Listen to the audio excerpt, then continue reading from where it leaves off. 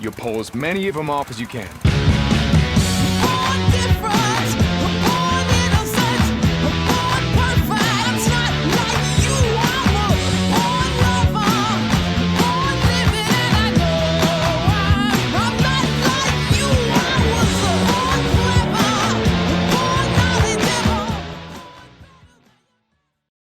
There are two questions I'm asked all of the time. The first one is, how dare you? The second one is, what's in the hat, Jim? What's under your hat? Everyone always wants to know what's under the hat. Well, for the very first time, I'm going to exclusively reveal it on the Jimquisition, and the answer is...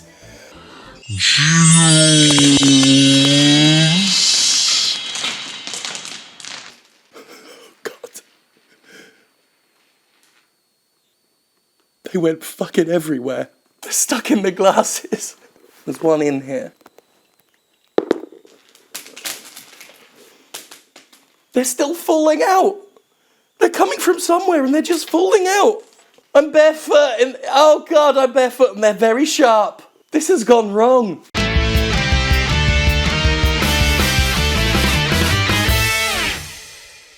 Several enfattened moons ago, I published a video titled Screw Steam, in which I laid out Valve's failures as a digital distributor and the inherent benefits the rival Epic Store offered to developers, especially indie developers who are continually drowned out and obscured by Steam's saturated market, forced to share online shelf space with asset flips, broken garbage, hate speech, and Batman Arkham Knight. I welcomed competition from Epic as pretty much the only dog in the race with the resources to fully challenge Steam. And while I still believe everything I said about Steam's failings and Epic's dev side benefits, it's becoming quite clear that one could very easily produce a companion video to Screw Steam, simply titled Fuck Epic. Epic's behaviour with the Steam store was already questionable, but in recent weeks the company's business tactics have been downright tasteless. Its emerging long-term goals frightening, and its working conditions are, well, pretty fucking disgusting according to reports. While the Epic Store still has potential and its aggressive leverage of exclusive games ensures it's pretty much cemented a place on millions of computers, the company behind it is becoming worrying as it expands with all the mercilessness of an imperialistic invader. It's also a clear-cut example of what unchecked capitalism in the game industry,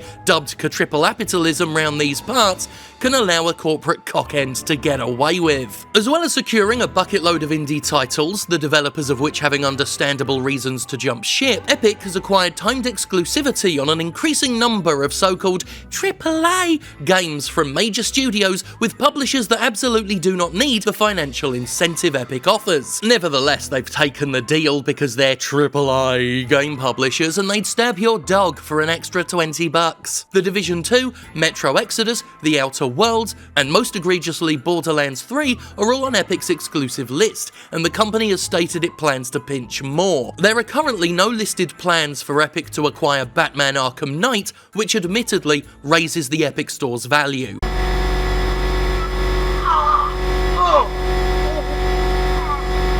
Metro Exodus famously pissed people off by going exclusive a mere month before release, removing itself from Steam at what felt like to many the last minute. There was a major backlash and Epic promised they would not repeat this controversy, claiming to have pledged, "We will never do this again in any way," during discussions. However, it appears that Epic was either lying out of its arse or was merely referring to the optics of the situation instead of the real situation itself. Because once the emboldened company had Borderlands 3 in its clutches, Epic's Tim Sweeney said they'll go after more games without consideration for its prior release status. Epic is open to continuing to sign funding exclusivity deals with willing developers and publishers regardless of their previous plans or announcements around Steam, claimed Sweeney, preparing us for what looks set to be more aggravating and controversial exclusives in future. It's not something Epic can do forever, and they've acknowledged that, claiming that eventually they'll stop once other storefronts can match their generous revenue split. If Steam committed to a permanent 88% revenue share for all developers and publishers without major strings attached, tweeted Sweeney, Epic would hastily organise a retreat from exclusives while honouring our partner commitments and consider putting our own games on Steam. Yeah, I don't believe that.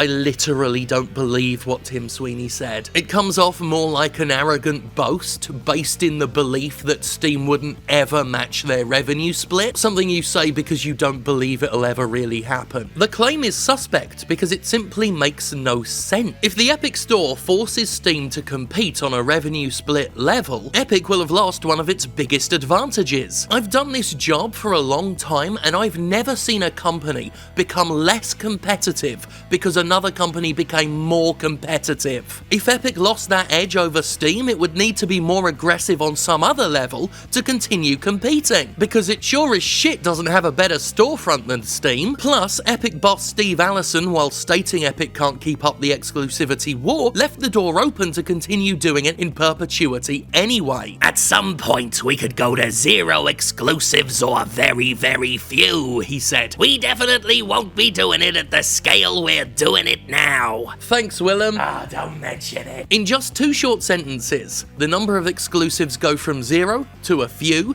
to not at this current absurd scale, which is quite a fucking range of options they've carefully allowed themselves.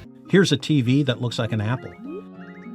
It should be noted, and I've said this before, that what Epic's doing isn't exactly competitive. It's incredibly aggressive, but with a threadbare launcher and blatantly unfinished user experiences, Epic has been failing to provide a truly competitive service. This is why I don't trust Sweeney's altruism angle, the claims that they're doing this for the betterment of the PC market. It is instead strong-arming the game-buying public into using its service. Simply because it has the money to skate on, Epic doesn't currently have to compete on any substantive level. All it has to do is keep on buying loyalty and starving the wider market of content. This is not offering competition in the fair sense of the word. This is a direct attack on Steam and to a lesser extent other platforms. But this is CAAApitalism. It doesn't have to be fair. It doesn't have to be competitive in the classically sentimental meaning of the word. All this style of opposition has to have is money. Lots and lots of juicy money. In CAAApitalism, the rich get richer because money attracts money. Shareholders, in order to have a controlling stake in a company, already need to be remarkably fucking wealthy for the most part, and their investments only serve to make them wealthier. This is why I say no when people ask me if I've ever considered buying shares in major AAA game publishers. It would quite violently break the bank to invest enough for that to matter in any way whatsoever. Corporations like Activision Blizzard are allowed to not only avoid paying any federal income tax thanks to offshore havens, but they get a refund. A fucking refund on the zero they pay, meaning chumps like you and me, we're effectively paying Activision's corporate welfare. How about that? You could actively boycott their products if you want, and Activision would still thrive at your fucking expense. This is what you get to have when you're already super rich. There's a reason why you respectively pay a shitload more tax than a billionaire, and it's because the mega rich don't have to compete on the same playing field as normal human beings. They don't have to be fair, or decent, or good. Barring obvious exceptions, the one consistent rule to getting rich is this: be rich already. We are the cheeky girls, we are the cheeky girls, you are the cheeky boys, you are the cheeky boys. This is something Tencent, a company with a major stake in Epic, already knows. While some criticism of the company is rooted in general and sometimes xenophobic fears of China's growing influence on entertainment, it's not unreasonable to be worried about this particular Chinese company. Tencent, an outfit mostly known for microtransaction-fueled mobile games, owns significant portions of not just Epic, but Riot Games, Paradox, Ubisoft, even Activision Blizzard. One corporation having its fingers jammed deep into the pies of some of this industry's heavy hitters is worrying. Any corporation with undue influence and power is something to be feared. We've all seen what internet service providers in America can do with the fiefdoms they've slimily worked together to carve out of the nation. The broadband infrastructure is a fucking joke here, and shithead companies like AT&T and Comfuckingcast actively work to stop emerging advances in technology like fiber from being expanded and offering competition. Companies don't want competition. It's not in their business interests to do anything other than pursue as close to a monopoly as they can get. Tencent's influence is a more subtle form of the shopping spree Disney's been on in the movie industry. Equally alarming is Disney's buying up of Marvel, Lucasfilm, and more recently Fox, giving one company total control of some of the medium's most influential and profitable properties. In theory, we have antitrust laws to stop outright monopolies from happening, but as we've seen with Disney and many other companies across many other industries, they can't stop companies from having so much power and influence, they might as well be a monopoly. Especially when they have enough advantage to be able to raise prices, halt innovation, actively fuck customers over without any realistic fear of people switching brands. This is why the growing power of these corporations is worrying, and companies only respond to two things: a genuinely competitive threat or government regulation. And especially in America, the law often advantages corporations over the American people, so many companies don't have to worry about regulations, not until someone gets seriously hurt. Outside of those factors, companies will generally do whatever it takes, however slimy, reckless, or even dangerous, to make exponential cash and keep shareholders in ivory servants and gilded catheter bags. This is why the virulent growth of Disney, why the virulent growth of Tencent is something to be concerned with. With all this in mind, Epic's behaviour looks less like trying to make Steam answer its challenge, and more like it simply wants to strangle Steam to death, to take its place as the de facto authority on PC game distribution. And the fucked up thing is, it's perfectly allowed to do that. The Jimquisition this year has focused on the wider picture, the socio-economic systems that allow game publishers to pull the kind of grotesque bullshit they pull. And unfortunately, if you wanna be mad at Epic's behaviour, you kinda have to be mad at a market free enough to allow this. Sad fact of the matter is, few game companies do things out of the kindness of their heart, because it's the nice or even right thing to do. It's nice to think they will, but they won't. It's not right that EA buys and mangles and inevitably shuts down studio after studio, but it's free to do it. It's not right that Activision lays off 800 employees at the same time it boasts of record revenue, but it's free to do it. It's not right that Epic can starve Valve while offering little to no benefit for end-user customers, but in this market, it's free to do it. And if a shit-eating AAA video game publisher is free to do it, well, it's gonna fucking do it.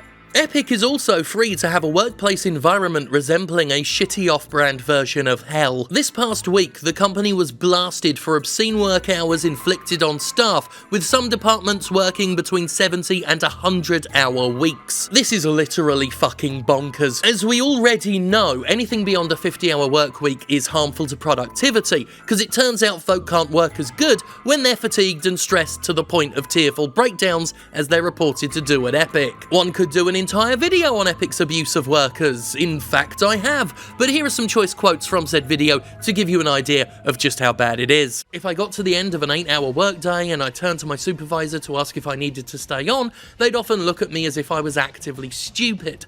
Officially, you don't have to keep working, but in reality, sit back down, we'll be here for a while. If you did not do overtime, that was a mark against your character. I've had friends come to me and say, I can't take this anymore. I've had friends break down in tears. The crunch is constant. They put the contractors in a situation where if they don't do that overtime, they know they're not coming back. One senior guy said, just get more bodies. That's what the contractors were called, bodies. And then when we're done with them, we can just dispose of them. Stop! Jesus! Epic Games is shielding itself with the gun-to-head defense, a defense that states nobody is forced to work long hours. Nobody has, in the most favorite form of the phrase, put a gun to anybody's head to make them do it. But as a powerful studio with control over people's jobs, Epic is in a coercive bargaining position that applies undue and unfair pressure to workers. We've covered this before, but to reiterate, coercion is a form of force if you're heavily implying someone's financial future, someone's career, is on the line, fine when you offer optional overtime for work that often cannot meet deadlines within normal hours, you're forcing them. And companies do really need to stop the gun-to-head defense, because if that's your baseline for decent business behavior, the simple fact that you're not using violence to get what you want, I find that a little bit disturbing. What Epic does is unethical, coercive, forceful, and abusive. Like BioWare, like Telltale, like NetherRealm, like every company engaging in unreasonable crunch, Epic engages in psychological abuse, leading regularly to physical and mental breakdowns. And it's legal, without organised workforces, without unions, without regulations keeping any of this in check.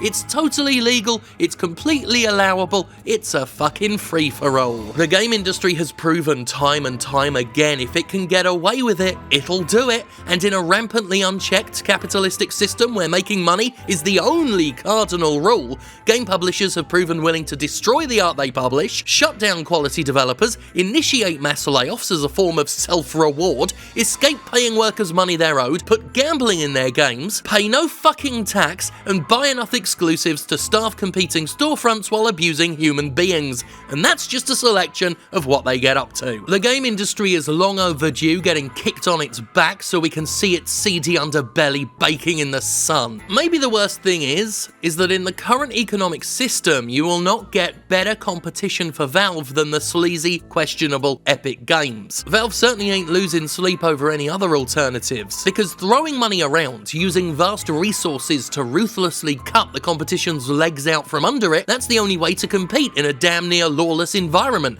An environment designed to reward rich people for being rich by making them richer, where the only real law is the law of financial might. It doesn't come down to who's better, who's nicer, who's playing by the book. Think of the PC distribution business here as an aquarium tank full of goldfish and a lone shark. I mean a shark that's alone, not a lone shark. Ain't no goldfish stopping the shark. The only thing that stops the shark is another shark. A bigger, hungrier, more predatory and less merciful shark. Many of us have agreed over the years that Steam needs competition, and unfortunately right now, this is what it looks like. And it looks horrible. The next time you're tempted to defend a business practice simply because it's legal, and I know some of you have, remember Epic Games. The next time you think companies should be free to do whatever, remember Epic Games. The next time you think we don't need unions, or rules, or some form of counterbalancing, remember Epic Games. Because if you have a problem with Epic's methods, you don't just have a problem with Epic. You have a problem with the environment that allows, condones, and by design encourages Epic to do what Epic does. By all means, get mad at game companies. Hell, I like to do that for sport. But understand they don't do what they do within a bubble. And I long ago gave up on expecting any major game publisher to do something that's right simply because it's right. No, they will keep doing what they want until someone with the authority to do so steps in and tells them they can't. Before we get to the outro, I've shoehorned this little bit of extra content in because a story happened over the weekend where World War Z, the surprisingly decent Left 4 Dead knockoff, is said to have sold way above expectations on PC, and the Epic Store exclusivity is being name-checked as the reason for that. The developers have said that the Epic Store support helped them sell more than 250,000 copies, which was more than they bargained for, which should serve as a reminder that the Epic Store isn't going away anytime soon, and that developers do actively benefit from it, or at the very least they're not being harmed by going exclusive. Like it or not, it's looking like Epic's sticking around and that it's succeeding, which won't be so bad if Valve rises to the challenge so that they can keep each other in check, but, well, I will now go on to the outro because that bit talks about Valve. Jewels!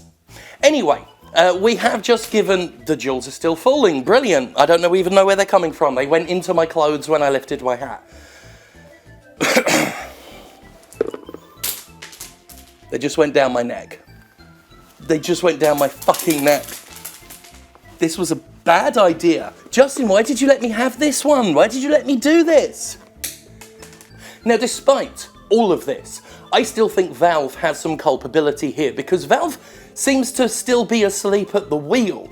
It's not effectively responded to the threat of Epic at all, because Valve has been coasting for years. It's like it's in hibernation, and not even this threat is waking it up, or at the very least it's a sleeping giant that's very, very slowly starting to open its eyes. And the thing is, Valve actually has leverage of its own. It actually has some things that Epic can't get its hands on, unless Epic is going to spend so much money that Valve will just throw up their hands and say, have our IP, because that is what Valve has. IP, intellectual property, some powerful, especially in the PC market, powerful property. Left 4 Dead, Half-Life, the other ones, you know, Team Fortress and Portal, and not Artifact, but you know what I mean. They've got exclusives, and people make jokes about how Valve can't count to 3, and Valve doesn't know how to release games anymore. But you know what? Maybe Valve should remember. Maybe Valve should learn to count to 3. They've got what it takes to give Steam exclusives in a way that doesn't starve the market, because the exclusives belong to Valve. You see? They've got what it takes to essentially do what Netflix did when other streaming services ate into its content. Original programming, or in this case, original games. Valve could offer something unique in terms of software, not just platform, but so far Valve has been ridiculously reluctant to do it, probably because Steam prints money for them. But if Epic starts to eat more into them, maybe, just maybe, it would behoove them to get off their fucking asses and make some bloody games. Because Valve, well, Steam has been a mess for the longest time. I've been ranting about it, many others have been ranting about it, and that's where the frustration that leads to us wanting competition comes from. But of course, as I've just explained, Epic's the only sort of competition around. So what Valve should be doing in response is making itself better, offering better product, offering unique experiences. But so far they're just not doing it. And I hope they do, because ideally, competition makes things better for the customers, where waiting for common decency from companies does not. Remember the Monday Night Wars when WWF, at the time, went to war with WCW, and they escalated their content, and there was a lot of trash there, but there was also a lot of excitement. It was two companies vying to be the best by putting on the best product they could, at least until WCW got overconfident and started fucking around. Maybe a bit like how Valve's been these past few years. I really do think that ought to be the defining factor of these platform wars. I'm not saying it will happen, I'm just saying that's what should happen. You know, if we're going to have all of these different platforms, all of these different launches, all of these different storefronts, the very least that we could get out of that exchange is the gaming equivalent of a Netflix original. You know, original programming, or as I said, in this case, original gaming, on these platforms that they themselves are putting out there. That would at least be something, but what do I know? Well, I know that you should thank God for me, so let's start with that. I'm going to stop now because I'm getting very sweaty under these lights, and I've got a lot of jewels to pick up. A lot of sharp jewels that are all over my floor. Thank God for me, bye.